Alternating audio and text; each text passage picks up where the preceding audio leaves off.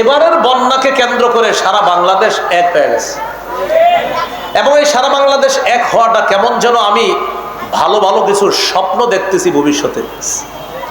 অতীতেও দুর্যোগ হয়েছে কিন্তু সারা বাংলাদেশ এক হয়ে গেছে এমন হয় নাই, কিন্তু এই বন্যাকে কেন্দ্র করে মুসলমানদের পাশাপাশি হিন্দু বৌদ্ধ খ্রিস্টানরা সহ সবাই এক হয়ে গেছে। কেমন যেন বাংলাদেশ জানান দিতেছে ষড়যন্ত্র করে লাভ নাই, ভবিষ্যতে ঝামেলা করলে সবাই মিলে মোকাবেলা করবে। এরা মুসলমান সহ সবাই জানান দিতেছে যে দেখো বিপদে সারা বাংলাদেশের সবাই এক, আমরা কোনো বিপদে ফেলাইতে চেষ্টা করবা সবাই এক হয়ে যাবে। এই জায়গায় যে ঠিক বলছেন, এই ভবিষ্যতে এই মানসিকতা রাখবেন ইনশাআল্লাহ। তাহলে এই বন্যা কেন্দ্র করে এক হয়ে গেছে, আমরা দোয়া করব এই একতাটা যেন আল্লাহ টিকায় রাখে। শুধু একতা যদি ঠিক থাকে তাহলে খবর আছে।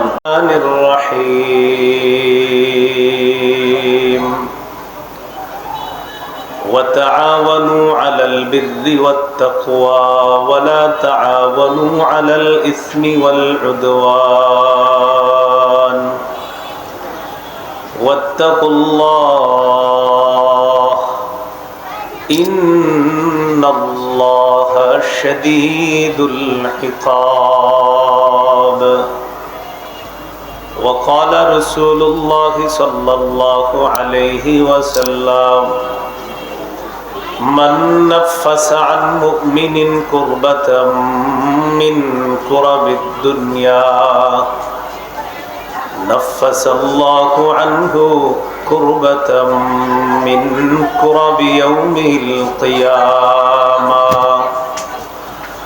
وقال عليه الصلاة والسلام الله في عون العبد ما كان العبد في عون أخيه وقال عليه الصلاة والسلام من يسر على معسر يسره الله عليه أو كما قال عليه الصلاة والسلام اللهم صل على محمد وعلى آل محمد كما صليت على إبراهيم وعلى آل إبراهيم إنك حميد مجيد اللهم بارك على محمد وعلى آل محمد كما باركت على إبراهيم وعلى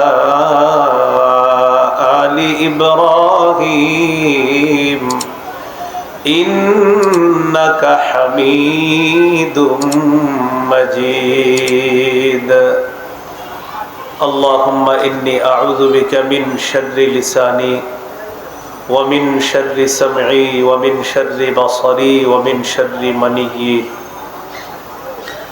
এক নং বাবুরাইল দাফন কমিটি ও যুব সমাজের উদ্যোগে সকল কবরবাসীদের রুহের মাগফিরাত এবং বাংলাদেশের রাষ্ট্রীয় ও বিশ্বের সকল মুসলমানদের শান্তি কামনায় বার্ষিক ওয়াজ দোয়ার মাহফিলে গুরুত্বপূর্ণ আলোচনা করেছেন বিশিষ্ট ইসলামী আলোচক, সুন্নিয়তের অতন্দ্র প্রহরী, তরুণ উদীয়মান বক্তা, সুমধুর কণ্ঠস্বর হযরত মাওলানা আমজাদ হোসাইন আল কাদেরী, ইমাম খতিব, বাবুরাইল জামে মসজিদ, নারায়ণগঞ্জ।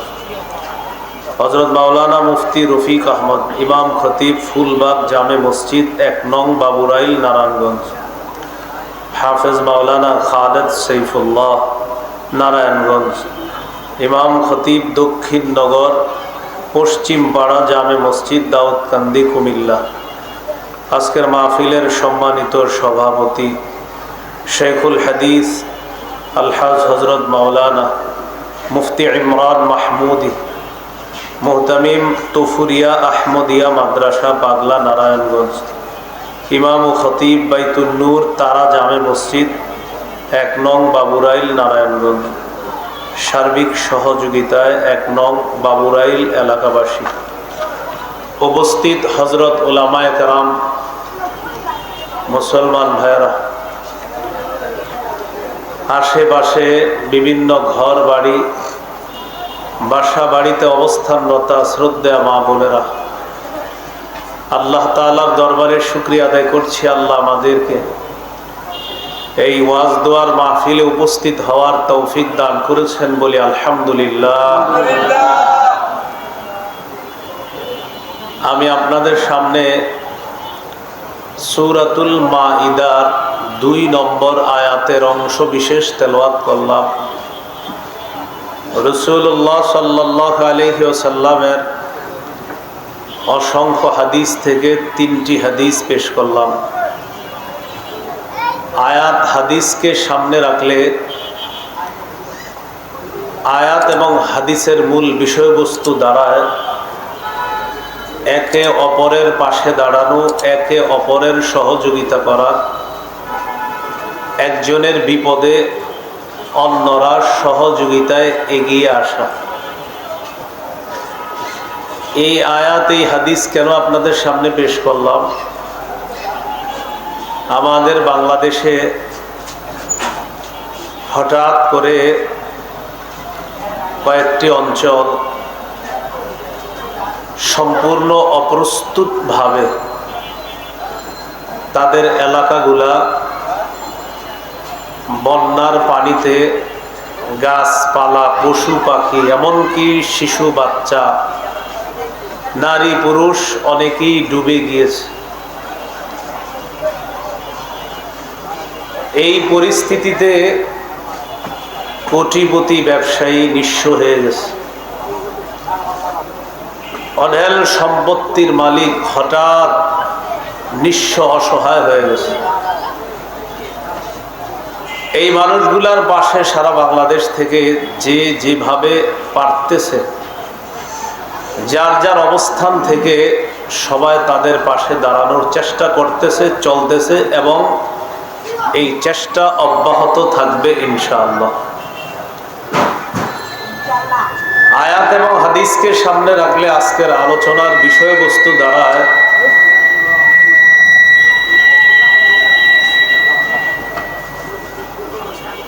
আয়াত হাদিসকে সামনে রাখলে আজকের আলোচনার বিষয়বস্তু দ্বারায় মানব সেবা করা। কি করা? মানব সেবা। মানব সেবা সম্পর্কে ভূমিকায় কয়েকটি কথা শুনি, এরপর মূল বক্তব্য আলোচনা করব। আল্লাহ তাআলা সূরা মাইদার ২ নম্বর আয়াতের অংশ বিশেষে বলেন, ওয়া তাআওয়ানু আলাল বিররি ওয়াত তাকওয়া,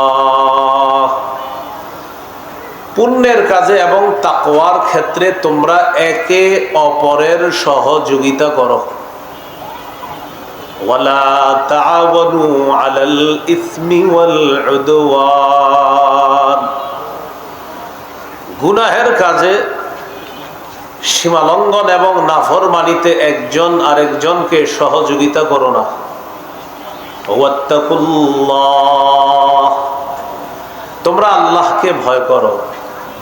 ইন্নাল্লাহা শাদীদুল ইকাব, নিশ্চয় আল্লাহ কঠিন শাস্তিদাতা। আবু দাউদের বর্ণনা ৪৯৪৪ নম্বর হাদিস। এই হাদিসটি আমি বলবো, বলার পর অনুবাদ আমরা সবাই মিলেমিশে করব। বলেন ইনশাআল্লাহ। قال رسول الله صلى الله عليه وسلم إن الدين النصيحة إن الدين النصيحة إن الدين النصيحة। আশা করি আপনারা এতটুকু বুঝেছেন যে একই বাক্য রাসূল সাল্লাল্লাহু আলাইহি সাল্লাম ৩ বার বলেছেন। এক বাক্য কয়বার বলেছেন? এবার অনুবাদটা সবাই মিলে করি, চলেন। বলেন, অন্যের কল্যাণ কামনা করাই অন্যের কল্যাণ কামনা করাই দিন, দিন, অন্যের কল্যাণ কামনা করাই দিন, অন্যের কল্যাণ কামনা করাই দিন, অন্যের কল্যাণ কামনা করাই দিন। অন্যের কল্যাণ কামনা করাই দিন। রাসূলুল্লাহ সাল্লাল্লাহু আলাইহি সাল্লাম বাক্যটি কয়বার বলেছেন? তিনবার। আমরা অনুবাদও শিখলাম কয়বার? তিনবার। সহিহ বুখারীর বর্ণনা 57 নম্বর হাদিস। এই হাদিসের বর্ণনাকারী জারীর ইবনে আব্দুল্লাহ রাদিয়াল্লাহু তাআলা তিনি বলেন, বায়াতু রাসূলুল্লাহ সাল্লাল্লাহু আলাইহি ওয়াসাল্লাম আলা ইকামিস সালাহ ওয়া ইতাইজ যাকাহ ওয়ান নুসহি লিকুল্লি মুসলিম। রাসূলুল্লাহ সাল্লাল্লাহু আলাইহি সাল্লামের সাহাবী জারীর ইবনে আব্দুল্লাহ রাদিয়াল্লাহু তাআলা আনহু বলেন, আমি নবীজি সাল্লাল্লাহু আলাইহি সাল্লামের কাছে বায়াত হলাম এই মর্মে, আলা ইকামিস সালাহ, আমি নামাজ কায়েম করব, ওয়া ইতাইজ যাকাহ, আমি যাকাত আদায় করব, ওয়ান নুসহি লিকুল্লি মুসলিম, আমি প্রত্যেক মুসলমানের কল্যাণকামী হব, কল্যাণ কামনা করব, এই শর্তে নবীর কাছে আমি বায়াত হলাম। তাহলে প্রত্যেক মুসলমানের কল্যাণ কামনা করা আমার, আপনার, আমাদের সকলের দায়িত্ব, কর্তব্য। আল্লাহ এই কর্তব্য পালন করার তৌফিক দান করেন। সহিহ মুসলিমের বর্ণনা 2699 নম্বর হাদিস, 2699 নম্বর হাদিস। মোট হাদিস সংখ্যা হবে 3033টা। قال رسول الله صلى الله عليه وسلم, রাসূলুল্লাহ সাল্লাল্লাহু আলাইহি ওয়াসাল্লাম বলেন, আল্লাহু ফি আউনিল আবদি মা কানাল আবদু ফি আউনি আখিহি। অনুবাদটা কত সুন্দর, একটু মন দিয়ে শোনেন।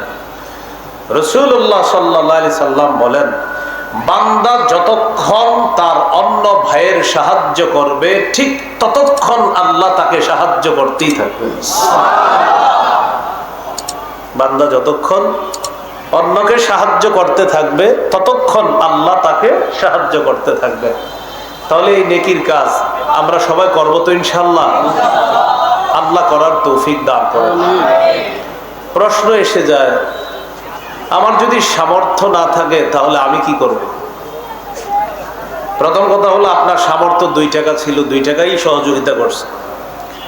কথার কথা, কারো যদি এমন অবস্থা হয় তার 2 টাকারও সামর্থ্য নাই, তিনি কি করবে? তিনি মুখ দিয়ে 2-4টা ভালো কথাও তো বলার সামর্থ্য রাখে। বন্যার্ত মানুষগুলোর জন্য আপনাদের এমন কারো কাছে যদি কেউ সাহায্যের জন্য আসে, ভাই বানভাসী মানুষগুলোর জন্য একটু সহযোগিতা করেন। যদি আপনি সহযোগিতা করতে না পারেন তখন আপনি বলবেন, ভাই আমি তো পারলাম না। আপনি কাজ করেন, ওই জায়গায় যাবেন, যাওয়ার পরে তার কাছে একটু চান, আশা করি ভালো একটা অ্যামাউন্ট তার কাছ থেকে পেতে পারেন। এর মানে আপনি নিজে দিতে পারেন নাই, কিন্তু একজনের ব্যাপারে আপনি রাস্তা দেখায় দিছেন, সঠিক একটা জায়গা বলে দিছেন যে এখানে গেলে কিছু পাবেন ইনশাআল্লাহ। তাহলে মুখ দিয়ে আপনি শুধু রাস্তা দেখায় দিছেন, যেখানে গেলে সঠিকভাবে সেখান থেকে কিছু অনুদান পাওয়া যাবে, এই রাস্তা দেখায় দিছেন। হাদিসের ভাষ্য অনুযায়ী আপনি দান না করেও, আপনি কোনো অর্থ তাদেরকে সহযোগিতা না করেও, শুধুমাত্র রাস্তা দেখায় দেওয়ার কারণে তারা তার কাছে যাওয়ার পর যে সাহায্য সহযোগিতা পাবে, সেই সাহায্য সহযোগিতা করার কারণে তিনি যেই সওয়াব পাবেন, আপনি রাস্তা দেখায় দেওয়ার কারণেও সেই পরিমাণ সওয়াব পাবেন। কি শিখলাম? নিজে না পারলেও রাস্তা দেখায় দিব, বলেন ইনশাআল্লাহ। দলিল তিরমিজির বর্ণনা 2670 নম্বর হাদিস, 2670 নম্বর হাদিস। قال رسول الله صلى الله عليه وسلم, রাসূলুল্লাহ সাল্লাল্লাহু আলাইহি সাল্লাম এই হাদিসের মধ্যে বলেন, ইন্নাদ দাল্লা আলাল খাইরি কাফাইলিহি। হাদিসের অনুবাদটা করার আগে পুরো হাদিসটা শুনে নিই। হাদিসের বর্ণনাকারী আনাস ইবনু মালিক রাদিয়াল্লাহু তাআলা আনহু তিনি বলেন, আন্না রাজুলান আতান নবিয়্য সাল্লাল্লাহু আলাইহি ওয়াসাল্লাম ইস্তাহমিলু, এক ব্যক্তি রাসূলুল্লাহ সাল্লাল্লাহু আলাইহি সাল্লামের কাছে আসলেন বাহন চাওয়ার জন্য। বাহনের উপরে চড়বে, এই বাহন চাওয়ার জন্য। তো নবীজির কাছে এসে বললেন, হুজুর আমার একটা বাহন লাগবে, বাহনে চড়বো, আমি জিহাদের ময়দানে যাব। ফালাম ইয়াজিদ ইনদাহু মা ইয়াতাহাম্মালু, নবীজি তাকে দেওয়ার মতো কোনো বাহন দিতে পারলেন না। নবীজির কাছে কোনো বাহন ছিল না তাকে দেওয়ার মতো। ফাদাল্লাহু আলা আখার, রাসূলুল্লাহ সাল্লাল্লাহু আলাইহি ওয়াসাল্লাম তাকে রাস্তা দেখায় দিলেন। নবীজি বলে দিলেন, অমুকের কাছে যাও, যাওয়ার পর আমার কথা বলবা, আশা করা যায় সে তোমার বাহনের ব্যবস্থা করবে। নবীজি দেন নাই, বলে দিলেন অমুকের কাছে যাও, সেখানে গেলে আশা করি বাহনের ব্যবস্থা হবে। তিনি গেলেন, যাওয়ার পর সত্যি সত্যি ওই ব্যক্তি তাকে বাহনের ব্যবস্থা করে দিয়েছে। ফাতান নবী সাল্লাল্লাহু আলাইহি ওয়াসাল্লাম ফাআখবারা, বাহন নিয়ে লোকটি আল্লাহর নবীর কাছে আসলেন। আসার পর বললেন, ইয়া রাসূলুল্লাহ, অমুক ব্যক্তির কাছে আপনি পাঠালেন, যাওয়ার পর আমি সত্যি তার কাছে বাহন পেয়ে গেছি।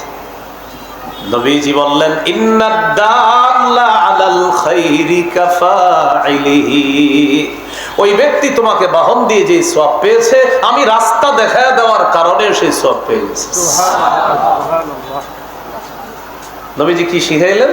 যে আমি বাহন দিতে পারি নাই, তো এমন একটা জায়গার কথা বলেছি যেখানে গেলে তুমি বাহন পাবা, আর সত্যি সত্যি পেয়ে গেছো, আমি রাস্তা দেখিয়ে দেওয়ার কারণে সেই সওয়াব পেয়ে গেছি।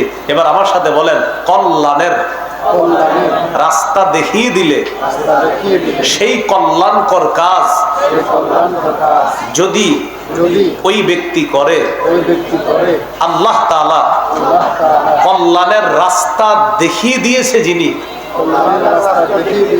কল্যাণকারীর মতোই তাকেও আল্লাহ সওয়াব দান করবেন। আমি রাস্তা দেখাইছি, উনি করছে, উনি করে যে সওয়াব পাবে, আমি রাস্তা দেখাই সেই সওয়াব পাবো। এবার আমরা মূল আলোচনায় যাই। এতক্ষণ আমরা ভূমিকা জানলাম, এবার আমরা শিরোনামটা কিন্তু প্রথমে ঠিক করেছিলাম, আপনাদের মনে আছে কিনা? আজকের আলোচনার শিরোনাম কি? মানব সেবা। বলেন কি শিরোনাম? মানব সেবা। মানব সেবা। মানব সেবার অনেক খাত আছে। আজকে আপনাদের সামনে 10টি খাত নিয়ে আমরা আলোচনা করব। কয়টি খাত? 10টি। প্রথমে আমি 10টি খাত বলি, একদম মন দিয়ে শুনবেন। মানব সেবার 1 নম্বর খাত এতিম লালন পালন করা। 2 নম্বর খাত বিধবা অসহায় নারীর সহায়তা প্রদান করা। 3 নম্বর খাত দুস্থ অসহায় দরিদ্র মানুষের সেবা করা। 4 নম্বর খাত রোগীর সেবা শুশ্রূষা করা। 5 নম্বর খাত প্রতিবেশীর খোঁজ খবর নেওয়া। বিশেষ করে এই বানভাসী মানুষ যারা এখন, তাদের কোটিপতি প্রতিবেশীরা, তারা যারা বানভাসী হয়ে গেছে, বন্যা কবলিত হয়ে গেছে, কোটিপতি প্রতিবেশীদের দায়িত্ব কর্তব্য এখন বেশি করে তাদের খোঁজ খবর নেওয়া। 6 নম্বর কর্জে হাসানা দেওয়া, ঋণ দেওয়া, কর্জে হাসানা। 7 নম্বর ত্রাণ বিতরণ করা। ত্রাণের নামটা আমরা ওই এলাকায় যদি ত্রাণ নিয়ে যাই, ট্রাকের সামনে ত্রাণ না লিখে লিখবো হাদিয়া বিতরণ। কি লিখবো? হাদিয়া। যেমন আপনার নারায়ণগঞ্জ যুব সমাজের পক্ষ থেকে হাদিয়া বিতরণ। কি লিখবো? হাদিয়া বিতরণ। 1 নং বাবুরাইল যুব সমাজের পক্ষ থেকে হাদিয়া বিতরণ। ত্রাণ না লিখে লিখবো কি? হাদিয়া। 8 নাম্বার শরণার্থীদেরকে নিরাপদ আশ্রয় কেন্দ্রের ব্যবস্থা করা। বন্যায় তার ঘর ডুবে গেছে, তার নিরাপদ আশ্রয় কেন্দ্রের ব্যবস্থা করতে হবে আমাকে, আপনাকে, আমাদেরকে। এটা আমাদের দায়িত্ব, আমাদের কর্তব্য। 9 নম্বর সুস্থ শরীরে স্বেচ্ছায় রক্তদান করা। 10 নম্বর সমাজ কল্যাণমূলক কাজ করা। সেটা এককভাবে করা যায়, সাংগঠনিকভাবে করা যায়। বাকি বন্যা সামনে রেখে এই কাজ এককভাবে না করে সাংগঠনিকভাবে করাটাই উত্তম। এই 10টি খাত বললাম, আমি এক শ্বাসে আবার বলে দিচ্ছি, এরপর বিস্তারিত বলতেছি। এতিম লালন পালন করা, অসহায় বিধবা তাদেরকে সহায়তা প্রদান করা। 3 নম্বর দুস্থ অসহায় দরিদ্রদের সেবা করা। 4 নম্বর রোগীদের সেবা শুশ্রূষা করা। 5 নম্বর প্রতিবেশীর খোঁজ খবর রাখা। 6 নম্বর কর্জে হাসানা দেওয়া। 7 নম্বর ত্রাণ বিতরণ করা, হাদিয়া বিতরণ। 8 নম্বর শরণার্থীদেরকে নিরাপদ আশ্রয় কেন্দ্রের ব্যবস্থা করে দেওয়া। 9 নম্বর স্বেচ্ছায় সুস্থ শরীরে রক্ত দেওয়া। 10 নম্বর সমাজ কল্যাণমূলক যে কোনো ভালো কাজ করা। এটা একা করা যেতে পারে, সাংগঠনিকভাবেও করা যেতে পারে। এই 10টি খাত নিয়ে আপনাদের সামনে এখন ইনশাল্লাহ কিছু কথা বলবো। 1 নম্বর খাত এতিমের লালন পালন করা। বন্যা পরবর্তীতে অনেক এতিম পাওয়া যাবে, ইতিমধ্যে পাওয়া গিয়েছে। যে বন্যায় তার মা হারিয়েছে, বাবা হারিয়েছে, মা বাবা ডুবে যাওয়ার সময় ওই বাচ্চাটারে ডেকের উপরে বসায় দিস, ডেক্সির উপরে বসায় দিস। এই বাচ্চা ভাসতে ভাসতে আপনার কিনারায় গেছে। এখন এই এতিমকে লালন পালন করার দায়িত্ব কর্তব্য যারা সুস্থ মুসলমান আছে তাদের দায়িত্ব কর্তব্য। সূরা বাকারার 83 নম্বর আয়াতে আল্লাহ বলেন, লা তা'বুদুনা ইল্লাল্লাহ ওয়া বিল ওয়ালিদাইনি ইহসানা ওয়া দিল কুরবা ওয়াল ইয়াতামা ওয়াল মাসাকিন। আল্লাহ তাআলা বলেন, লা তা'বুদুনা ইল্লাল্লাহ, আল্লাহ ছাড়া কারো ইবাদত করবা না, আল্লাহ ছাড়া কারো ইবাদত করবা না। ওয়া বিল ওয়ালিদাইনি ইহসানা, পিতা মাতার প্রতি সদাচরণ করো। ওয়া দিল কুরবা, নিকট আত্মীয়ের প্রতি সদাচরণ করো। ওয়াল ইয়াতামা, এতিমের প্রতি সদ্ব্যবহার করো। ওয়াল মাসাকিন, যারা দরিদ্র অসহায় তাদের প্রতি সদ্ব্যবহার করো। এখানে আল্লাহ তাআলা অনেকগুলা খাত সম্পর্কে আলোচনা করেছেন। এর মধ্যে আল্লাহ তাআলা বিশেষভাবে এতিমদের কথা বলেছেন। তাদের লালন পালন করা, তাদের সাথে সদ্ব্যবহার করা, এটা আমাদের দায়িত্ব কর্তব্য। শুধু যে বন্যা কবলিত এলাকার এতিমদেরকে আমরা ভালো ব্যবহার করব এমন না, এই নারায়ণগঞ্জেও কোনো এতিম থাকলে তাদের সাথেও ভালো ব্যবহার করতে হবে। সূরা বাকারার 215 নম্বর আয়াতে আল্লাহ বলেন, ইয়াসআলুনাকা মাযা ইউনফিকুন, নবী তারা আপনার কাছে জানতে চায় তারা কি খরচ করবে, কোন খাতে তারা খরচ করবে। কুল মা আনফাকতুম মিন খাইরিন ফালিল ওয়ালিদাইন ওয়াল আকরাবিনা ওয়াল ইয়াতামা ওয়াল মাসাকিনি ওয়া ইবনিস সাবিল। সাহাবায়ে কেরাম আপনার কাছে জানতে চায় তারা কি খরচ করবে, কোন খাতে খরচ করবে। নবী আপনি বলেন, তোমরা যেই সমস্ত ভালো মালগুলা খরচ করো, এই মাল তোমরা খরচ করবা মা বাবার পিছনে। কার পিছনে? মা বাবার পিছনে। ওয়াল আকরাবিনা, নিকট আত্মীয়দের পিছনে। ওয়াল ইয়াতামা, এতিমদের পিছনে খরচ করবা। ওয়াল মাসাকিন, দুস্থ অসহায় দরিদ্রদের জন্য খরচ করবা। ওয়া ইবনিস সাবিল, মুসাফির সফরে বের হওয়ার পর হঠাৎ তার টাকা পয়সা শেষ হয়ে গেছে, তার জন্য তোমরা এই টাকা খরচ করবা। এই জায়গায় আল্লাহ তাআলা যাদের কথা বলছে, একজনও মরা না, সবাই জিন্দা। বলেন কাদের কথা বলছে? জীবিত। মা বাবার প্রতি টাকা পয়সা খরচ করতে বলছে কখন? জীবিত অবস্থায় তাদের প্রতি খরচ করতে হবে। তো সবগুলা জীবিত মানুষের কথা বলছে। আমাদের মাঝে অনেক সময় কি হয়, জীবিত মানুষের জন্য খরচ করি, অনেক সময় আমরা মৃত মানুষদেরকেও টাকা পয়সা দিয়ে আসি। কাজগুলা ঠিক না, এগুলা অন্যায়। মৃত মানুষের কবরের সামনে বসে একটা বাচ্চা ভিক্ষা করে, স্যার 10টা টাকা দেন, রুটি খাবো, কলা খাবো, দেয় না। ওই লোকটা মৃত মানুষের কবরে গিয়ে 10,000 টাকা দিয়ে আসে। 10,000 টাকা দিয়ে বের হওয়ার পর দেখে ওই বাচ্চাটা মারা গেছে, যে 10 টাকা চাইছিল চা বিস্কুট খাওয়ার জন্য। এখন ওই লোকটা 3-4 হাজার টাকা দেয় তার কাফন দাফনের ব্যবস্থা করার জন্য। জীবিত অবস্থায় চাইছিল কত টাকা, মরার পর খরচ করতেছে কত? এখন 3-4 হাজার। আমাদের মারা মস্তিষ্ক এখন এমন হয়ে গেছে, জীবিত মানুষে মানুষ দিতে চায় না, মরা মানুষের জন্য জান দিয়ে দিতে চায়। জীবিত অবস্থায় চাইলো 10 টাকা, দেয় না। মরে যাওয়ার পর উনি দেয় 3,000, আরেকজনে দেয় 10,000, আরেকজন 5,000। তার লাশ পৌঁছানোর ব্যবস্থা করতে হবে, অথচ ছেলেটা কতক্ষণ করতেছে 10টা টাকা দেন, 10টা টাকা দেন। আমাদের এক অসুস্থ আজীব মস্তিষ্ক হয়ে গেছে। আমরা মাঝে মাঝে মান্যত করি অমুক মরা জায়গায় গিয়ে টাকা দিব, হারাম, স্পষ্ট হারাম।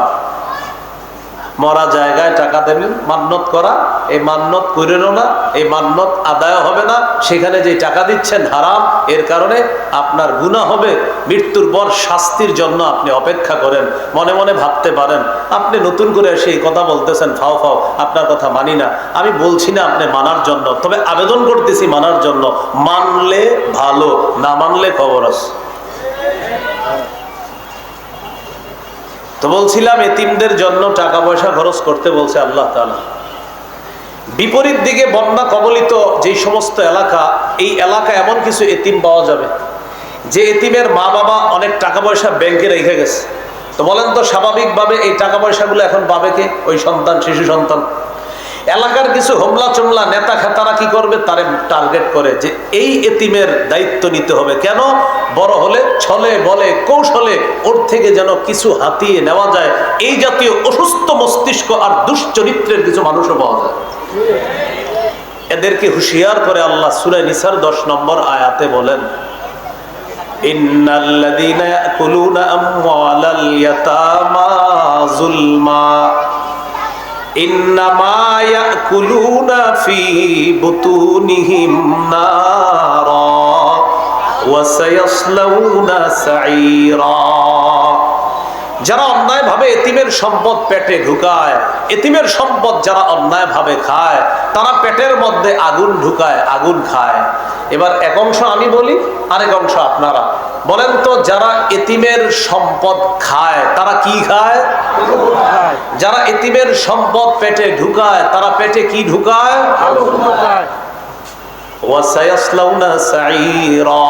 সত্তর অচিরেই তারা প্রজ্বলিত আগুন জাহান্নামে প্রবেশ করবে। বলি নাউযুবিল্লাহ। আবার আঙ্গুলের দিকে তাকান, এই 2 আঙ্গুল দেখেন, হালকা একটু ফাঁকা আছে মাঝখানে, ঠিক না? এই 2 আঙ্গুল হালকা ফাঁকা আছে না? আচ্ছা।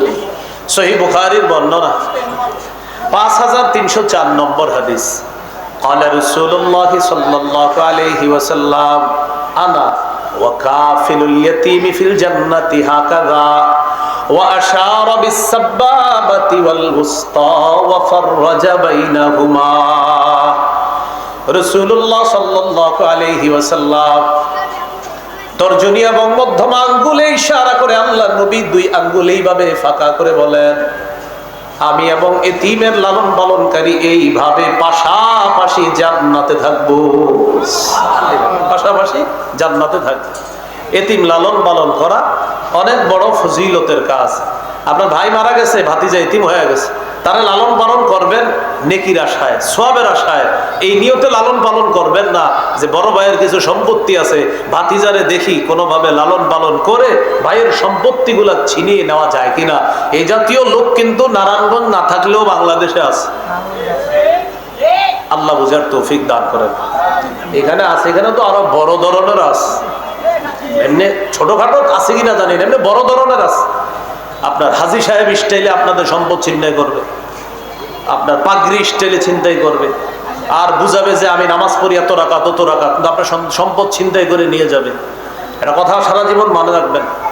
জালেমকে যদি জালেম না বলেন, জালেমের জুলুমকে যদি জুলুম না বলেন, আপনার পরবর্তী প্রজন্ম নিশ্চিত বিপদের মধ্যে ঠেলে দিচ্ছেন। এ কথা লিখে রাখেন সাদা কাগজে, সারা জীবন মনে রাখবেন। আল্লাহ তাআলা বলেছেন, ওয়ালা তারকানু ইলাল্লাযীনা যালামু, জালেমদের প্রতি ঝুঁকবা না, ফাতামাসসাকুমুন নার, আগুন তোমাদেরকে স্পর্শ করবে যদি জালেমের প্রতি ঝুঁকে যাও। সবাই বলেন, জালেম হব না, জুলুম করব না, জালেমের প্রতি ঝুঁকবো না, জালেমের সহযোগী হব না। কটা কথা বললাম? বলেন, জালেম হব না, জুলুম করব না, জালেমের প্রতি ঝুঁকব না, জালেমের সহযোগী হব না। যদি জুলুম করি, বলেন যদি জুলুম করি, যদি জালেমের সহযোগিতা করি, আল্লাহ কোরআনের ঘোষণা আগুন স্পর্শ করবে। তা চান আগুন স্পর্শ করুক? এই জন্য আল্লাহর কাছে ডেইলি 2 রাকাত অতিরিক্ত নফল নামাজ পড়ে বলবেন, আল্লাহ মরার আগে বাংলাদেশে কোরআনের হুকুমত দেখে যেতে চাই। বলবেন, আল্লাহ ইসলামী হুকুমত মৃত্যুর আগে দেখে যেতে চাই, আপনি কবুল করেন। যেমন অনেকে অনেক দোয়া করতে করতেন আর বলতেন হুজুর না মনে হয় হবে না, হয়ে গেছে। ঠিক এরকম দোয়া করতে থাকবেন, আল্লাহ মরার আগে ইসলামী হুকুমত দেখে যেতে চাই, আপনার মনে হবে না না হবে না, হঠাৎ দেখবেন হয়ে গেছে। 20 বছর আগে দুনিয়াবাসী মনে করছে আফগানিস্তান, না না না হবে না, হয়েই গেল। হয়ে যাওয়ার পর গত 3 বছরে আফগানিস্তান সারা দুনিয়াবাসীর বুঝাই দিছে তোমাদেরকে গোনার টাইম নাই। কিসের টাইম নাই? অমুক দেশ কয় তাদেরকে স্বীকৃতি দিব না, আফগানিস্তান কয় তো সমস্যা কি, দিও না। অমুক দেশ কয় তোমাদের ওটা বন্ধ করে দিব, আফগানিস্তান কয় সমস্যা নেই। গত বছর সারা পৃথিবীতে মাঝে মাঝে আফগানিস্তানের মুদ্রার অবস্থান 3-3-এ এসে গেছে, 3-3। সারা দুনিয়া কি বলে, তোমার সমর্থন করব না, তোমার পাশে থাকবো না। আফগানিস্তান কয় কিচ্ছু লাগবে না, তোমরা থাকা লাগবে না, আল্লাহ থাকলে হবে। আল্লাহ কথাগুলা বুঝার তৌফিক দান করেন। তো বলছিলাম ভাইয়ের সন্তান ভাতিজাকে আপনি এই নিয়তে লালন পালন করবেন না, তুই বড় হ, আস্তে আস্তে বড় হ, বড় হ, বড় হ, নিয়ত তোর আব্বার যে সম্পদ ভাতিজারে এগুলো আমার নিতে হবে, এই নিয়তে সন্তান ভাতিজাকে লালন পালন করবেন না। ইখলাসের সাথে লালন পালন করবেন, নবীর পাশাপাশি জান্নাতে থাকবেন। মুসনাদে আহমদের বর্ণনা 1905 নম্বর হাদিস, قال رسول الله صلى الله عليه وسلم من ضم يتيما بين أبوين مسلمين حتى يستغني عنه وجبت له الجنة البتة। রাসূলুল্লাহ সাল্লাল্লাহু আলাইহি ওয়াসাল্লাম বলেন, কোন ব্যক্তি যদি এমন কোন এতিম লালন পালন করে যে এতিম তার মুসলিম বাবাকে হারিয়েছে, মুসলিম মাকে হারিয়েছে, কোন ব্যক্তি যদি এমন এতিমকে লালন পালন করে যে এতিম সন্তান তার মুসলিম বাবাকে হারিয়েছে, মুসলিম মাকে হারিয়েছে, আল্লাহ নবী বলেন কতদিন লালন পালন করবা, যতদিন সে সামর্থ্যবান না হয়, স্বাবলম্বী না হয়, ততদিন যদি তুমি এমন কোন এতিমকে লালন পালন করতে পারো, ওয়াজাবাত লাহুল জান্নাহ আলবাত্তাতা, নবী বলেন অবধারিতভাবে তার জন্য জান্নাত ওয়াজিব হয়ে যায়। মুসলিম বাবা মুসলিম মা হারিয়েছে একজন এতিম, আর এমন একজন এতিমের লালন পালন আপনি করলেন কতদিন, যতদিন সে চলতে না পারে, স্বাবলম্বী না হয়, বুঝতে না শিখে, ততদিন আপনি লালন পালন করছেন শুধু রবকে খুশি করার জন্য। রাসূলুল্লাহ সাল্লাল্লাহু আলাইহি সাল্লাম বলেন তার জন্য অবধারিতভাবে জান্নাত ওয়াজিব হয়ে গেছে। মনে থাকবে তো কথাগুলো ইনশাআল্লাহ। এইগুলো মানব সেবার 1 নাম্বার খাতের আলোচনা। ওলামা হযরত ছাড়া অন্যরা বলেন 2 নাম্বার খাত কি ছিল? মাশাআল্লাহ, বিধবাদেরকে সহায়তা প্রদান করা। কারে সহায়তা প্রদান করা? বিধবা। এরা মন দিয়ে হলে কেন ইউটিউবাররা, কারণ এরা তো মাঠ করে রাখবে যে কোন অংশটা কাইটা দিতে হইবে, এই জন্য মন দিয়ে এরা বয়ান শুনে। এই জন্য আপনার কিছু কিছু জায়গা কাইটা কাইটা দিতে হবে, তো তাই মন দিয়া শোনে। আপনারা একটু মন দিয়া শুনেন। 2 নাম্বার বিধবাকে সহায়তা প্রদান করা। বন্যা পরবর্তীতে এমন অসংখ্য নারী পাওয়া গিয়েছে, আরো যাবে, যে নারী তার স্বামী হারিয়েছে, আবার অনেক পুরুষ তার স্ত্রীকে হারিয়েছে। আমরা আল্লাহর কাছে আশাবাদী যে পুরুষ তার বিবিকে হারিয়েছে তিনি ইনশাল্লাহ অচিরে ঘুরে দাঁড়াবে। আমরা আল্লাহর কাছে এটা আশাবাদী, পুরুষ হিসাবে তিনি কষ্ট করে চেষ্টা করে আবার ঘুরে দাঁড়াবে ইনশাআল্লাহ। কিন্তু একজন নারী এতটা সহজ না তিনি আবার ঘুরে দাঁড়াতে পারেন, কারণ তিনি দুর্বল, তিনি একজন পুরুষের মতো সক্ষমতা রাখেন না। এই জন্য একজন বিধবা নারী তাকে সহায়তা প্রদান করা, তার যথাযথ সম্মান মর্যাদা রেখে রক্ষা করে তাকে সহায়তা প্রদান করা, এটা আমার আপনার আমাদের সকলের দায়িত্ব, কর্তব্য। আল্লাহর রাস্তায় জিহাদ করার ফজিলত কম না অনেক বেশি? সারা রাত তাহাজ্জুদ পড়ার ফজিলত কম না বেশি? সারাদিন নফল রোজা অবিরত রাখার ফজিলত কম না অনেক বেশি? কয়টা ফজিলতের কথা বললাম? 3টা। জিহাদের ফজিলত, সারা রাত নামাজ পড়ার ফজিলত, সারাদিন রোজা রাখার ফজিলত। এবার হাদিস শোনেন, সহিহ বুখারীর বর্ণনা 5353 নম্বর হাদিস, 5353 قال رسول الله صلى الله عليه وسلم الساعي على الأرملة والمسكين কাল মুজাহিদি ফি সাবিলিল্লাহ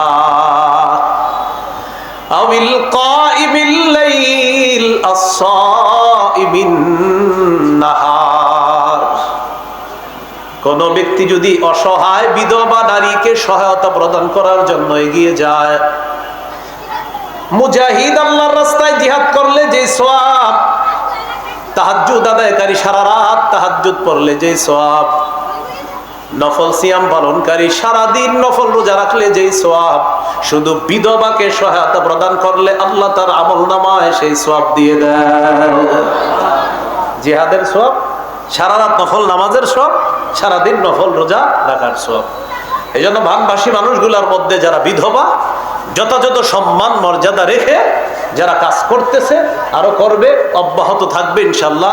এখন শুকাইতেছে আস্তে আস্তে, এখন আরো অনেক কাজ এসে গেছে, আপনার বাড়ি করে দেওয়া, ঘর করে দেওয়া।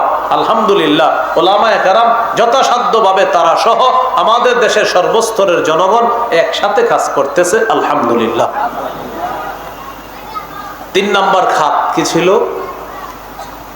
অসহায় দুস্থ দরিদ্রদের সেবা করা। আলহামদুলিল্লাহ, সর্বশ্রেণীর মানুষ অসহায়দের পাশে দাঁড়াচ্ছে।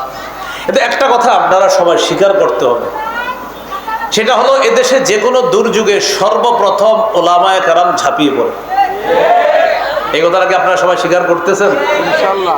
তবে এবারের বন্যাকে কেন্দ্র করে সারা বাংলাদেশ এক হয়ে গেছে, এবং এই সারা বাংলাদেশ এক হওয়াটা কেমন যেন আমি ভালো ভালো কিছু স্বপ্ন দেখতেছি ভবিষ্যতে।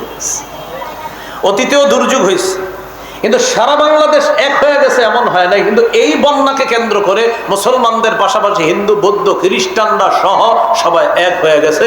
কেমন যেন বাংলাদেশ জানান দিতেছে, ষড়যন্ত্র করে লাভ নাই, ভবিষ্যতে ঝামেলা করলে সবাই মিলে মোকাবেলা করবে।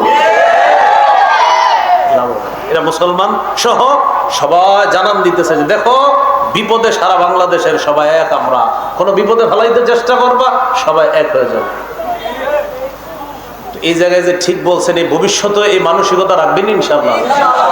তাহলে এই বন্যা কেন্দ্র করে এক হয়ে গেছে, আমরা দোয়া করব এই একতাটা যেন আল্লাহ টিকায় রাখে। শুধু একতা যদি ঠিক থাকে তাহলে খবর আছে। কিন্তু কি খবর আছে বলেন? বাতিলদের খবর আছে। বলেন কাদের? বাতিলদের খবর আছে। আল্লাহ বুঝার তৌফিক দান করেন। দুস্থদেরকে সহায়তা প্রদান করা মানে জান্নাতের ঘাটি অতিক্রম করা। সূরা বালাদের 14 থেকে 16 নম্বর আয়াতে আল্লাহ তাআলা বলেন, আও ইতআমুন ফি ইয়াউমিন যী মাসগাবা ইয়াতীমান যা মাকরাবা আও মিসকিনান যা মাতরাবা। ক্ষুধার দিনে মানুষকে খাওয়ানো, নিকটাত্মীয় এতিমকে খাওয়ানো, ভুলন্টিত অভাবগ্রস্ত মানুষকে খাওয়ানো মানি হলো আল্লাহর জান্নাতের ঘাটি অতিক্রম করা। অভাবীকে খাওয়ানো, এতিমকে খাওয়ানো, ভুলন্টিত অভাবগ্রস্তদেরকে খাওয়ানো মানে জান্নাতের ঘাটি অতিক্রম করা। এই জাতীয় নেকির কাজে আমরা সবাই স্বতঃস্ফূর্তভাবে অংশগ্রহণ করার তৌফিক দান করেন। বিপরীত দিকে অভাবগ্রস্তদের পাশে যদি না দাঁড়াই, আল্লাহ না করেন এটা জাহান্নামে যাওয়ার কারণ হতে পারে, বলি নাউজুবিল্লাহ। দলিল সূরা মুদ্দাসসিরের 42 থেকে 44 নম্বর আয়াতে আল্লাহ তাআলা বলেন, জান্নাতীরা জাহান্নামীদেরকে প্রশ্ন করবে। কারা? জান্নাতীরা জাহান্নামীদেরকে প্রশ্ন করবে, মা সালাকাকুম ফি সাকার। আচ্ছা, তোমাদেরকে কোন জিনিস জাহান্নামে প্রবেশ করালো? জাহান্নামে আসার কারণ কি? কি অপরাধ করছো তোমরা? জাহান্নামী মানুষগুলা জবাব দিবে, ক্বালু লাম নাকু মিনাল মুসাল্লিন, আমরা নামাজ পড়তাম না। ওয়া লাম নাকু নুতইমুল মিসকিন, অসহায় ক্ষুধার্ত মানুষদেরকে আমরা খাওয়াইতাম না, দুস্থ মানুষদেরকে খাওয়াতাম না। সহিহ বুখারীর বর্ণনা 12 নম্বর হাদিস, আন্না রাজুলান সাআলান নাবিয়্য সাল্লাল্লাহু আলাইহি ওয়াসাল্লাম আইয়ুল ইসলামি খায়রুন ইয়া রাসূলুল্লাহ। এক ব্যক্তি রাসূলুল্লাহ সাল্লাল্লাহু আলাইহি সাল্লামকে জিজ্ঞাসা করলেন, ইসলামের কোন রীতিনীতি সবচেয়ে উত্তম? فقال رسول الله صلى الله عليه وسلم تطعم الطعام, ক্ষুধার্তকে খাবার খাওয়ানো এটা ইসলামের শ্রেষ্ঠ রীতিনীতির অন্তর্ভুক্ত হয়ে যায়। ক্ষুধার্তকে খাবার খাওয়ানো। আলেমদেরকে আপনারা দাওয়াত দিয়ে কত আইটেম করেন, 15-20, হ্যাঁ, কত আইটেম করি আমরা আলেমদেরকে দাওয়াত দিই, অথবা কোটিপতি আত্মীয় স্বজনকে দাওয়াত দিই, কত আইটেম করি। ছেলের বিয়ে মেয়ের বিয়েতে তাদেরকে দাওয়াত দিয়ে কত আইটেম করি। ক্ষুধার্ত মানুষকে দাওয়াত দিয়ে খাওয়াইছেন এমন কয়জন পাওয়া যাবে সমাজে বলেন? যে আপনি কানে কানে একজন গরিবকে বললেন আগামী শুক্রবার জুমার নামাজের পর তুমি তোমার পরিবার নিয়ে আমার বাসায় আসবা, তোমার দাওয়াত। তো ওই গরিব মানুষটা মনে করবে কি যে উনি মনে হয় দরজার মধ্যে বসায় কিছু খাওয়াই দিবে, সাধারণত তো এটাই মনে করে। কারণ আপনি তো তাকে সাধারণত দরজায় বসায় হয়তো মাঝে মাঝে 1 প্লেট ভাত দিচ্ছেন, ভাতের সাথে মাছ গোস্ত দিয়ে দিচ্ছেন, না এখানে বসে খায় বলো।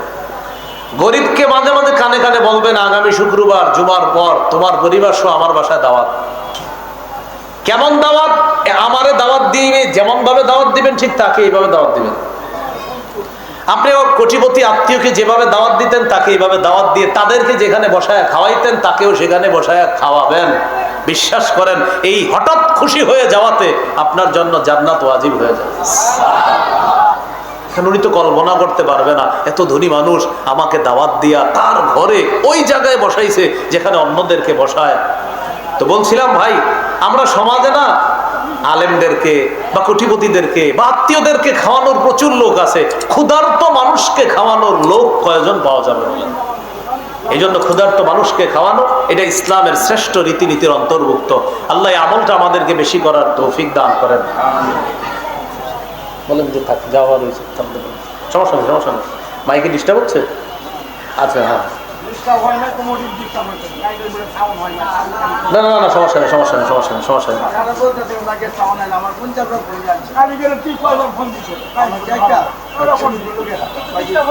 আচ্ছা আচ্ছা থাক, এখন ঠিক হয়ে গেছে, ঠিক আছে, ঠিক আছে।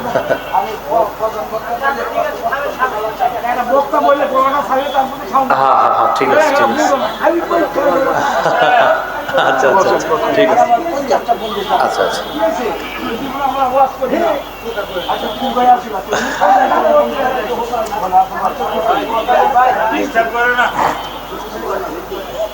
কথা বোঝা যাইতেছি পিছনে? আচ্ছা এখন বোঝা যাইতেছে, ঠিক আছে।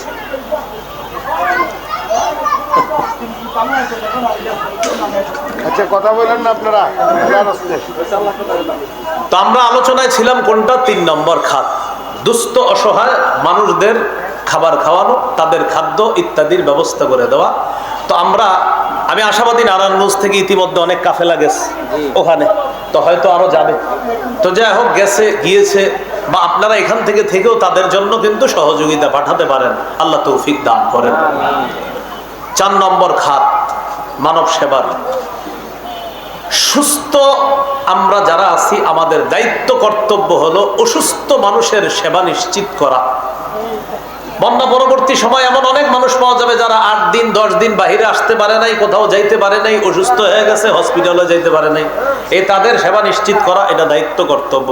আমাদের তো 4টা বিষয়ে খুব খেয়াল করতে হবে: খাদ্য, বস্ত্র, বাসস্থান, স্বাস্থ্য। খাদ্য, বস্ত্র, বাসস্থান, স্বাস্থ্য, এই 4টা বিষয়ে খুব গুরুত্ব দিতে হবে তাদের জন্য। তো বলছিলাম স্বাস্থ্য সেবা। তিরমিজির বর্ণনা 2737 নম্বর হাদিস, 2737। قال رسول الله صلى الله عليه وسلم للمؤمن على المؤمن 6 خصال। রাসূলুল্লাহ সাল্লাল্লাহু আলাইহি সাল্লাম বলেন একজন মুমিনের উপর আরেক মুমিনের জন্য 6টি হক আছে। বলেন তো আপনাদের জন্য আমার উপর কয়টি হক? 6টি হক। আপনাদের উপর আমার জন্য কয়টি হক? 6টি হক। 1 নম্বর ইয়াউদুহু ইদা মারিদ, যখন কোনো মুমিন মুসলমান অসুস্থ হবে তাকে দেখতে যাওয়া। 2 নম্বর ওয়াশহাদুহু ইদা মাতা, কোনো মুসলমান মারা গেলে তার কাফন দাফনে অংশগ্রহণ করা। 3 নম্বর ওয়ায়ুজিবুহু ইদা দাআ, দাওয়াত দিলে তার দাওয়াত গ্রহণ করা। ওজর না থাকলে দাওয়াত গ্রহণ করা, ওজর থাকলে ভিন্ন কথা, ওনার ওজর থাকতে পারে। তো ওজর না থাকলে কোনো মুসলমান দাওয়াত দিলে দাওয়াত গ্রহণ করা। এখানে একটা বিষয় ক্লিয়ার করে নেওয়া দরকার। নারায়ণগঞ্জ অনেক আসছি এই এলাকায় বয়ানে, মনে মনে এসে গেছে অনেকের, তা আপনি তো একদিনও খান নাই আমাদের এলাকায় এসে, এটা আসতে পারে অনেকের মনে। আমার ওজোর আছে এই জন্য আমি খাই না ভাই। তো এই জন্য বললাম 3 নাম্বার ওই জিবুহু ইদা দাআ, দাওয়াত দিলে ওজোর না থাকলে দাওয়াত গ্রহণ করা। তো আপনাদের যাদের মনে প্রশ্ন আছে আপনি খান না কেন, আমার ওজোর আছে এই জন্য আমি এই দাওয়াতটা গ্রহণ করতে পারি না। 4 নাম্বার ওয়ায়ুসাল্লিমু আলাইহি ইদা লাকিয়া, মুসলমানের সাথে সাক্ষাৎ হলে তাকে সালাম দেওয়া। এবার একটা জোরে কথা বলবো আমরা, বলেন সবাই, আমরা সালামের অপেক্ষা করব না, আমরাই প্রথমে সালাম দিব। আবার আমরা সালামের অপেক্ষা করব না, অহংকার থেকে মুক্ত থাকার জন্য আমরাই প্রথমে সালাম দিব। সবাই শুধু সালামের অপেক্ষা করে, সালামের অপেক্ষা না, আমি সালাম দিব, অপেক্ষা না। মাদ্রাসার হুজুর মোহতামিম সাহেবরা এসে বিচার দেয়, আপনার বক্তব্যের ছাত্রগুলো আমার সালাম দেয় না। তো হুজুরে বুদ্ধি করে বলে, আপনি দিচ্ছেননি? না, আমি তো দেই না। তো আপনি কেন দেন না? এই জন্য অনেকে এরকম অভিযোগ নিয়ে আসে, আপনার ছাত্রগুলা সালাম দেয় না। সব খালি হুজুরকে দোষ আর মাদ্রাসার ছাত্রকে দোষ, আর কারো দোষ নাই। 6 বছর 7 বছরে বাচ্চা বুঝেই পাখি, এর ব্যাপারে এসে নালিশ করে, ছেলেগুলা সালাম দেয় না। তো আমারে কে কিন্তু নালিশ করেন না, করলে এত সুন্দর সুন্দর জবাব আল্লাহ বের করে দেয় আমার মুখ দিয়ে, যে আপনি কিন্তু একদম হাসি মুখ কালো হয়ে যাবে। যেমন আমাকে যদি এসে বলেন যে মাদ্রাসার ছোট্ট বাচ্চারা সালাম দেয় না, তা আমি বলতে পারি আপনাকে, কখন দেখলেন? কার বললেন না? ওই দিন আমি বাজারে যাইতেছিলাম ওদের সামনে দিয়ে, ওরা ওই দোকানের সামনে বসা, আমার সালাম দেয় না। তো আমি জবাবে বলবো, হাদিসে আসছে যিনি যাবে, যারা বসা তাদেরকে সালাম দিবে। তো আপনি তো যাইতেছিলেন, ওরা বসা ছিল, আপনি সালাম দেন নাই কেন? তখন কি হবে? হাসি মুখটা চুপ হয়ে যাবে। এই হলো বিষয়। অনেক সময় এসে বিচার দেয়, আপনার ছাত্রগুলো নামাজে ডিস্টার্ব করে, মাদ্রাসার হুজুরদেরকে বিচার দেয়। তো ছোট মানুষ, 6-7 বছর বয়স, ওরা একটু দুষ্টামি করতেই পারে। আমার কাছে কেউ বললে আমি বলি, আপনি দেখলেন কিভাবে ও যে দুষ্টামি করে নামাজে? আর বললেন না, সামনের কাতারে ওই কোনায় দুষ্টামি করতেছে, তো আপনি এইখানে মনে করেন। আমি তখন আমাদের মাদ্রাসায় হেদায়েতুন নাহু জামাতে পড়ি মিরপুরে। এক ভাই সত্যি সত্যি মুসলিম বাজার মসজিদ, বিশাল বড় মসজিদ, এক ছাত্রের ব্যাপারে উনি চিল্লাচিল্লি শুরু করছে, এই ছেলেটা ডিস্টার্ব করে। তো উনি যেখানে দাঁড়াইছে আর ছাত্রটা দুষ্টামি করছে ওই কোনায়। এখন নামাজে বলেন উনি এখান থেকে ওই কোনায় কিভাবে দেখছে? উনি এইখানে, ছাত্র দুষ্টামি করছে ওই কোনায়, তাও কোনো আওয়াজের দুষ্টামি না যে আওয়াজ হয়েছে এই জন্য হয়তো কান গেছে, আওয়াজ না, হয়তো ও ওখানে হাত এরকম এরকম করছে, কিছু একটা করছে। তো উনি বলতেছে খালি ডিস্টার্ব করে। আমি বললাম ঠিক আছে, আপনি দেখলেন কিভাবে? ও যে দুষ্টামিটা করলো এটা দেখলেন কিভাবে? ওর অপরাধ আপনি দেখলেন কিভাবে? হাসি মুখ কালো হয়ে যায়। এজন্য আমি আপনাদেরকে বলছি, সালাম আমরাই আগে দিব, অহংকার থেকে মুক্ত থাকার জন্য। বলেন ইনশাআল্লাহ। হাদিসে আসছে আল বাদি বিস সালাম বারিউম মিনাল কিবর, অহংকার থেকে ওই ব্যক্তি নিরাপদ যে প্রথম সালাম দেয়। 4 নাম্বার ওয়ায়ুসাল্লিমু আলাইহি ইদা লাকিয়া, সাক্ষাৎ হলে সালাম দেওয়া। 5 নাম্বার ওয়ায়ুশাম্মিতুহু ইদা আতাসা, হাঁচি দেওয়ার পর মুসলমান বলবে আলহামদুলিল্লাহ, আপনি জবাবে বলবেন ইয়ারহামুকাল্লাহ। হাঁচি দেওয়ার পর উনি বলবে আলহামদুলিল্লাহ, আপনি বলবেন ইয়ারহামুকাল্লাহ। 6 নাম্বার ওয়ায়ানসাহু লাহু ইযা গাবা আও শাহিদা, মুসলমান আপনার সামনে থাক অথবা পিছনে থাক, সদা সর্বদা তার কল্যাণ কামনা করা, এটা আপনার দায়িত্ব, কর্তব্য। এই 6টার মধ্যে 1 নাম্বার, অসুস্থ হলে তার সেবা শুশ্রূষা করা, তাকে দেখতে যাওয়া। এই আমলটা আমরা সবাই করব ইনশাআল্লাহ। সহিহ বুখারীর বর্ণনা 5373 নম্বর হাদিস। এই হাদিসে 3টি হুকুম দিছে রাসূলুল্লাহ সাল্লাল্লাহু আলাইহি ওয়াসাল্লাম। قال رسول الله صلى الله عليه وسلم أطعم الجائع وعود المريض وفك العانية। রাসূলুল্লাহ সাল্লাল্লাহু আলাইহি সাল্লাম বলেন, তোমরা ক্ষুধার্ত ব্যক্তিকে খাওয়াও, ওয়াউদুল মারিদ, অসুস্থ ব্যক্তির সেবা শুশ্রূষা করো। 3 নম্বর ওয়াফুকুল আনিয়া, যারা নিরপরাধ তাদেরকে জেলখানা থেকে ছুটানোর ব্যবস্থা করো। যারা নিরপরাধ, এমন মানুষ পাবেন জেলে আপনি, ও 15 বছর 12 বছর জেলে, জিজ্ঞেস করবেন কেন? ও বলবে আমি নিজেও জানি না। এই কথার কথা যদি এই দেশে থাকে, খোঁজ নিয়ে দেখেন আপনি, যদি থাকে, এরকম থাকলে আপনি বলবেন বুখারীতে আসছে রাসূল সাল্লাল্লাহু আলাইহি সাল্লাম বলেন, নিরপরাধ মানুষকে ছুটানোর ব্যবস্থা করো। এটা হলো রাসূল সাল্লাল্লাহু আলাইহি সাল্লামের দিক নির্দেশনা। জান্নাতের ফল বাগানের ফল কারা কারা খাইতে চাই? আমি খাইতে চাই, বলেন ইনশাআল্লাহ। রাসূলুল্লাহ সাল্লাল্লাহু আলাইহি সাল্লাম কি বলে দেখেন, সহিহ মুসলিম 2568 নম্বর হাদিস, 2568। قال رسول الله صلى الله عليه وسلم من عاد مريضا لم يزل في غرفة الجنة حتى يرجع। কোন মুসলমান যদি অন্য কোন মুসলমানকে দেখতে যায়, রোগীর সেবা শুশ্রূষা করতে যায়, আল্লাহ নবী বলেন ওই ব্যক্তি ফিরে আসার আগ পর্যন্ত জান্নাতের ফল বাগানের মধ্যে ফল আহরণ করে বেড়ায়। রোগী দেখতে গেছেন তো দেখা আসার আগ পর্যন্ত কেমন যেন জান্নাতের ফল বাগানে ছিলেন, এর মানে নবী বুঝাই আমল করলে মরার পর জান্নাতের ফল বাগানে ফল আহরণ করতে থাকবে। এখন মানুষ রুগী দেখতে যায় না, 2 কেজি মালটা নেওয়া লাগবে, এই জন্য রুগী দেখতে যায় না। আপনি মালটা নেওয়া লাগবে না, এমনি দেখতে যায়, গিয়ে একটু বললেন আল্লাহ তোমারে সুস্থ করুক, আল্লাহ তোমারে ভালো রাখুক, এতটুকু তো বলতে পারবেন, এইটুকু করে আল্লাহ কথাগুলো আমল করার তৌফিক দান করেন। কিয়ামতের ময়দানে আল্লাহ তাআলা বলবেন আমি অসুস্থ, তুমি আমারে দেখতে আসো নাই। আল্লাহ বলবে কিয়ামতের মাঠে। সহিহ মুসলিমের 2569 নম্বর হাদিস। এই হাদিসের মধ্যে আছে قال رسول الله صلى الله عليه وسلم يقول الله يوم القيامة يا ابن آدم مرضت فلم تعدني। আল্লাহ তাআলা বলবেন হে আদম সন্তান, আমি অসুস্থ হলাম, তুমি আমাকে দেখতে আসো নাই, আমার সেবা শুশ্রূষা করো নাই। কে বলবে? বলেন কে বলবে? আবার কে বলবে? বান্দা বলবে কাইফা আউদুকা ওয়া আনতা রাব্বুল আলামিন। আল্লাহ আপনি না বিশ্ব জগতের রব, আপনি কি অসুস্থ হননি?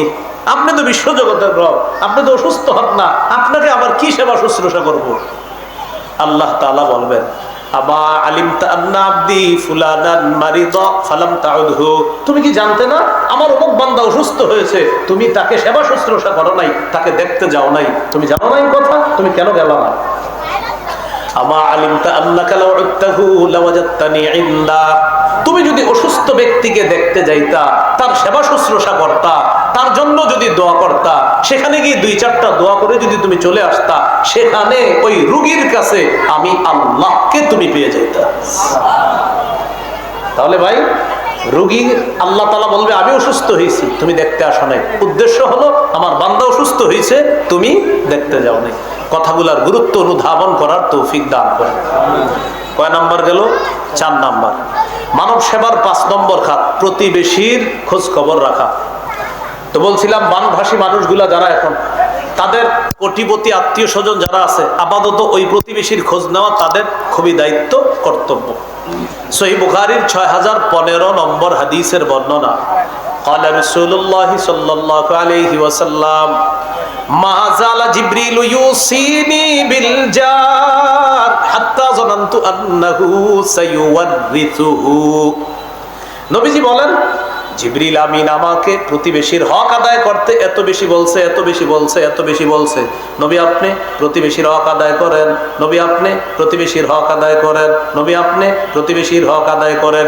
নবীজি বলেন এত বেশি বলছে আমাকে, আমি ধারণা করে ফেললাম না জানি আল্লাহর পক্ষ থেকে জিবরিল আমিন আমাকে এসে এই কথা বলে ফেলে যে প্রতিবেশীকেও মিরাজ দিবেন।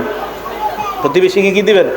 যদিও প্রতিবেশীকে মিরাজ দিতে হবে না, কিন্তু নবীজি বলেন এত বেশি প্রতিবেশীর হক আদায় করতে বলছে, আমি টেনশনে পড়ে গেলাম, না জানি আল্লাহ কখন বলে ফেলে যে প্রতিবেশীকে মিরাজও দিবেন। এটা আল্লাহ কিন্তু বলে নাই, কিন্তু নবীজি বলেন এত বেশি আমাকে প্রতিবেশীর হক আদায় করতে বলছে। প্রতিবেশীর হক আদায় করবো তো ইনশাআল্লাহ। ইনশাআল্লাহ। 2 পাশে বাড়ি বানান না, যেমন আপনারা প্রতিবেশীর বাড়ি 1 তলা, আপনি বাড়ি বানাইছেন 6 তলা। রাসূলুল্লাহ সাল্লাল্লাহু আলাইহি সাল্লামের হাদিস প্রমাণ করে তুমি যে 6 তলা বাড়ি বানায়া আমার উম্মতের বাতাস বন্ধ করলা, আমি নবী কিন্তু কাজটা পছন্দ করিনি। কি হইল বিষয়টা? জায়েজ আছে, আপনি 6 তলা বাড়ি বানানো জায়েজ আছে। নবীজি বলতেছেন তুমি এর বাড়ি বানাবা, আমার উম্মতের বাতাস বন্ধ করবা, না না, বিষয়টা আমি নবীর ভালো লাগে নাই। তাহলে কি করবেন? আপনি বড় বাড়ি বানানোর আগে প্রতিবেশীর সাথে একটু কথা বলবেন, ভাইজান আমি তো একটা বাড়ি বানাবো, আমার 2-3টা সন্তান, 3-4 তলা করতে হবে, আপনার বাড়ি এখনো 1 তলা, আমার বাড়িটা 3 তলা করলে আপনার তো এই পাশের বাতাস বন্ধ হবে, আপনি অনুমতি দিলে বাড়ি বানাইতে পারি। উনি অবাক হবে, আশ্চর্য হবে, দোয়াও করবে। উনি জিজ্ঞাসা মনে আপনাকে জিজ্ঞাসা করবে, ভাইজান আপনার বাড়ি আপনি বানাবেন, আমার কাছে জিজ্ঞাসা করার কি আছে? তখন আপনি বলবেন, হাদিসে আসছে আমি বাড়ি বানানোর জন্য আপনার বাতাস বন্ধ না করি, তাই আপনার কাছ থেকে আগে থেকে মাপ চাইতে আসছি। উনি খুশি হবে, উনি দোয়া করবে, উনি বলবে আপনি বাড়ি বানান। তো এটা কিন্তু নাজায়েজ না, আপনি বাড়ি বানান জায়েজ আছে, কিন্তু নবীজি বলতেছেন যে তুমি বাতাস বন্ধ করবা, না না বিষয়টা না আমার পছন্দ হয় নাই। তাহলে এটা কতটা গুরুত্বপূর্ণ কথা, আল্লাহ আমাদেরকে বোঝার তৌফিক দান করেন। প্রতিবেশী সম্পর্কে আমার লম্বা একটা আলোচনা আছে, যারা এই জায়গায় আমার বয়ান দেখেন শুনেন, এই আলোচনাটা একটু সার্চ দিয়ে শুনে নেবেন বা এদের কাছেও পাইবেন। এই আলোচনা প্রতিবেশী সম্পর্কেই লম্বা একটা আলোচনা আছে, আলোচনাটা ইনশাল্লাহ একটু মন দিয়ে দেখে নিয়ে, যেমন আমরা মূল আলোচনায় চলে যাই। রাসূলুল্লাহ সাল্লাল্লাহু আলাইহি সাল্লাম বলেন যে প্রতিবেশী সম্পর্কে আমাকে এত বেশি বলছে, আমি ভেবে ফেললাম, ধারণা করে ফেললাম, না জানি প্রতিবেশীকে উত্তরাধিকার বানায় দেয়। প্রতিবেশীর হক আমরা যেন আদায় করতে পারি, আল্লাহ তৌফিক দান করেন। সহিহ মুসলিমের 46 নম্বর হাদিস, এই হাদিসের অনুবাদটা আমি আপনাদেরকে সাথে নিয়ে করব, বলেন ইনশাআল্লাহ। ক্বালা রাসূলুল্লাহ সাল্লাল্লাহু আলাইহি ওয়াসাল্লাম ওয়াল্লাহি লা ইউমিনু, একবার ওয়াল্লাহি লা ইউমিনু, দুইবার ওয়াল্লাহি লা ইউমিনু, একই বাক্য কয়বার? 3 বার। বলেন আল্লাহর কসম সে মুমিন না, আল্লাহর কসম সে মুমিন না, আল্লাহর কসম সে মুমিন না। কয়বার বলছেন নবীজি সাল্লাল্লাহু আলাইহি ওয়াসাল্লাম কথাটা? সাহাবীরা প্রশ্ন করলেন, কিলা মান ইয়া রাসূলুল্লাহ, হুজুর সে কে যে মুমিন নয়? فقال رسول الله صلى الله عليه وسلم الذي لا يأمن جاره بوائقا, যে ব্যক্তির অনিষ্টতা থেকে তার প্রতিবেশী নিরাপদ নয় সে মুমিন নয়, সে মুমিন নয়, সে মুমিন নয় যার অনিষ্টতা থেকে তার প্রতিবেশী নিরাপদ নয়। নবীজি বলেন আল্লাহর কসম সে মুমিন নয়, সে মুমিন নয়, সে মুমিন। সিলসিলাতুস সহিহা একটা হাদিসের কিতাব, এই কিতাবের 146-149 নম্বর হাদিস, এই হাদিসের মধ্যে আছে قال رسول الله صلى الله عليه وسلم ليس المؤمن الذي يشبع وجاره جائع إلى جنبه। রাসূলুল্লাহ সাল্লাল্লাহু আলাইহি সাল্লাম বলেন ওই ব্যক্তি ইমানদার নয় যে উদর পূর্ণ করে খায়, পেট ভরে খায়, কিন্তু তার প্রতিবেশী ক্ষুধার্ত থাকে, সে মুমিন না। নবীজি বুঝাইতে চায় আমার একজন উম্মত না খেয়ে আছে আর তুমি পেট ভরে খাইলা, এটা কেমন কাজ করলা তুমি? নবীজি বলেন কোন উম্মত তুমি পেট ভরে খাইলা আর পেট ভরপূর্ণ করলা, আমার উম্মতটা 2 দিন না খেয়ে আছে, তুমি একবারও খোঁজ খবর নিলা না, আর তুমি কেমন ইমানদার? নবী বলেন সে মুমিন না যে পেট ভরে খায় আর তার পার্শ্ববর্তী ইমানদার ক্ষুধার্ত থাকে। ভাই একটু খোঁজ খবর নিয়েন সবার। আপনাদের বাসা বাড়ি আছে, এরকম রাস্তাঘাটে অনেক অসহায় ছেলে মেয়ে পাবেন, রাস্তাঘাটে ঘুমায়, আশেপাশে ঘুমায়, খাবার পায় না, ক্ষুধার্ত থাকে, কখনো আপনারে বলেও না, হয়তো ক্ষুধার জ্বালা এরা সহ্য করে ফেলেছে, মাঝে মাঝে চুপি চুপি বিরিয়ানির প্যাকেট কিনে দিয়ে দিয়ে। বলেন ইনশাআল্লাহ, আল্লাহ আমল করার তৌফিক দান করেন। 6 নম্বর গেল। 5 নম্বর মানব সেবার 6 নম্বর খাত কর্জে হাসানা দেওয়া। অনেক মানুষ নিঃস্ব হয়ে গেছে। ফেনীর একজন 8 কোটি টাকার মাছের ঘের শেষ। কয় কোটি? 8 কোটি, ব্যাস বেচারা সব শেষ। তো এটা তো তারটা আমরা জানছি দিকে বললাম, আরো তো অনেক মানুষ আছে। আপনার দোকান ডুবছে, এরপর আপনার 2 তলা মার্কেট ডুবে গেছে। তো এই মার্কেটে কত মানুষের দোকান, কোটি কোটি টাকা লস খেয়ে গেছে।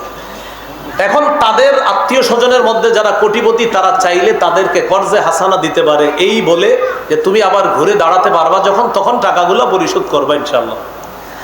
কর্জে হাসানা দিলে এটা আবার ফেরত পাবে, কিন্তু সদকা করলে কিন্তু ফেরত পায় না, ঠিক না? ইবনে মাজাহ 2430 নম্বর হাদিস, রাসূলুল্লাহ সাল্লাল্লাহু আলাইহি সাল্লাম বলেন মামিন মুসলিমিন ইউকরিজু মুসলিমান কারজান মাররাতাইন ইল্লা কানা কা সাদাকাতিহা মাররাতান। কোন মুসলমান যদি অন্য কোন মুসলমানকে 2 বার কর্জে হাসানা দেয়, যেই কর্জে হাসানাটা সে আবার ফেরত পাবে, এই 2 বার কর্জে হাসানা দেওয়ার কারণে আল্লাহ তাকে একবার সদকা না করেও সদকার সওয়াব দিয়ে দিবে। আপনি কিন্তু সদকা করেন নাই, দিবেন কর্জ, এটার সওয়াব সৎকার হিসাবে আল্লাহ আপনাকে দিবেন। এইগুলো কর্জে হাসানা। 7 নম্বর, ত্রাণ বিতরণ বা হাদিয়া বিতরণ করা। এটা আলহামদুলিল্লাহ চলতেছে।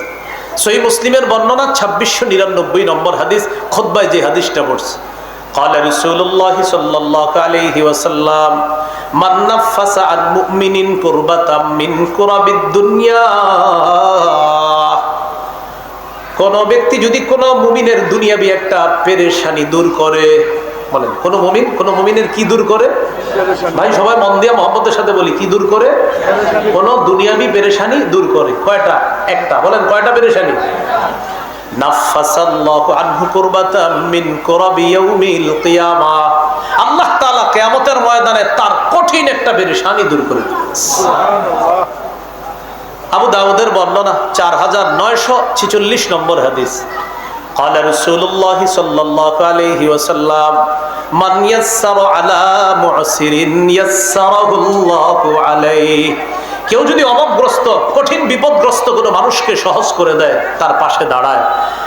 আপনি একজনের ঋণ দিয়েছেন, ঘটনাচক্রে যারা ঋণ দিয়েছেন উনি বন্যার মধ্যে পড়ে গেছে, এখন এই বন্যার পরে ঋণ আদায় করার কথা, আপনি তো গত 10 দিন এর খবরই পান নাই। এখন আপনি বলেন তো মানুষ হিসাবে কি তার কাছ থেকে এখন ঋণ চাওয়াটা ঠিক হবে? বরং তাকে বলা, ভাইজান আমি বুঝতেছি আপনি বিপদে আছেন, আপনি ইনশাল্লাহ আবার ঘুরে দাঁড়ান, ব্যবসাটা আবার চালু করেন, কন্টিনিউ করেন, 5-6 মাস পরে আমার টাকাটা দিয়ে দিয়েন। এই যে তাকে আপনি একটু সুযোগ করলেন, সহজ করে দিলেন, একটা বিপদগ্রস্ত মানুষের একটা কঠিন বিষয় আপনি সহজ করে দিলেন, কিয়ামতের ময়দানে কঠিন বিপদ আল্লাহ সহজ করে দিবেন। 8 নাম্বার, শরণার্থীদেরকে আশ্রয় দেওয়া। আলহামদুলিল্লাহ মসজিদ মাদ্রাসায় তালাশ করেন, শিশু পাবেন, নারী পাবেন, মুসলিম পাবেন, হিন্দু পাবেন, বৌদ্ধ খ্রিস্টানদেরকেও মসজিদে পাবেন, মাদ্রাসায় পাবেন। এটা কি প্রমাণ করে?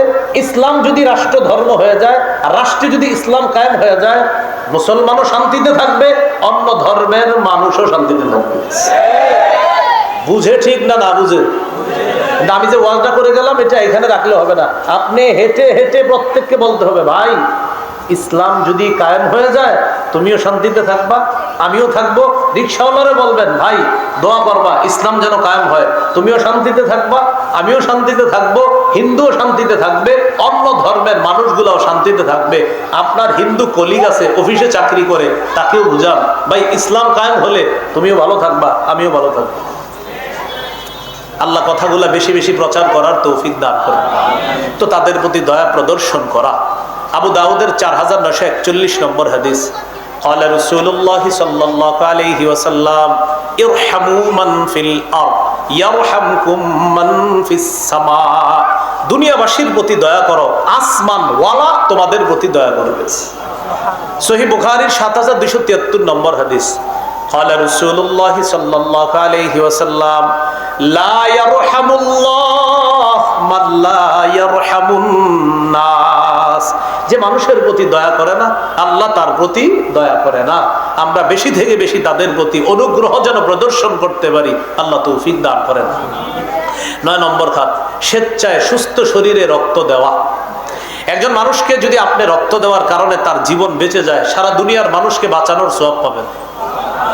সূরা মাইদার 32 নম্বর আয়াত, মান আহইয়াহা ফাকান্নামা আহইয়ান নাসা জামিআ, কেউ যদি একজন নিরপরাধ মানুষের জীবন বাঁচায়, আল্লাহ তাআলা তার জন্য কোরআনে ঘোষণা করেন, কেউ যদি একটা মানুষের জীবন বাঁচায় কেমন যেন সে সারা পৃথিবীর মানুষের জীবন বাঁচায়।